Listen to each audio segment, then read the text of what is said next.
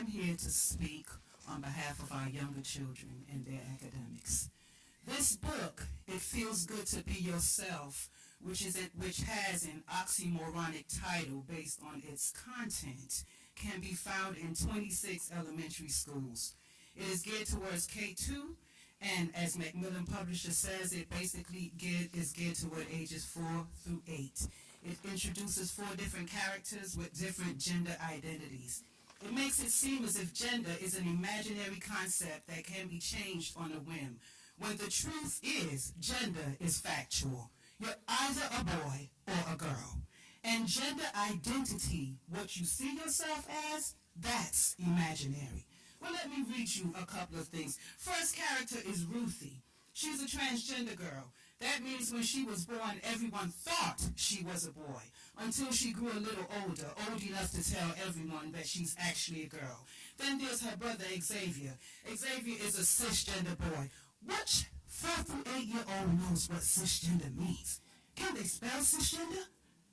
That means when Xavier was born, everyone thought he was a boy, and as he grew older, it turned out everyone was right. He was a boy. Then there's Alex, the friend. Alex is both a boy and a girl. Then there's JJ. JJ is neither a boy nor a girl. Ever since JJ was very little, they never felt exactly like a boy or girl. They just felt like themselves. This is JJ's gender identity. Some kids feel like girls. Some kids feel like boys. Some kids feel like a little bit of both. Part boy, part girl. Reminds me of that old commercial. Sometimes you feel like a nut, sometimes you don't. Is that okay? Some kids don't feel exactly like a boy or a girl. They feel like neither. Some kids feel that their gender identity isn't always the same. It's often changing. So now are we endorsing schizophrenia? What are we doing? Whether you feel like a boy or a girl or neither, if you describe yourself another way, that is your gender identity. When does this foolishness stop? When you shroud lunacy, insanity, or fallacy in colorful words and pictures to be read to young children, you have created an unsafe environment, since we're talking about safe environment, right? Where does it stop?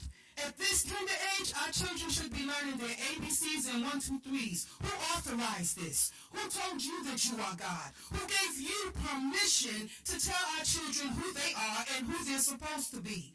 This is intentional and evil at its core. Get back to what you were elected to do and formally educate our children, not indoctrinate them with left-wing ideologies under the guise of providing a safe and welcoming space. Hear us clearly.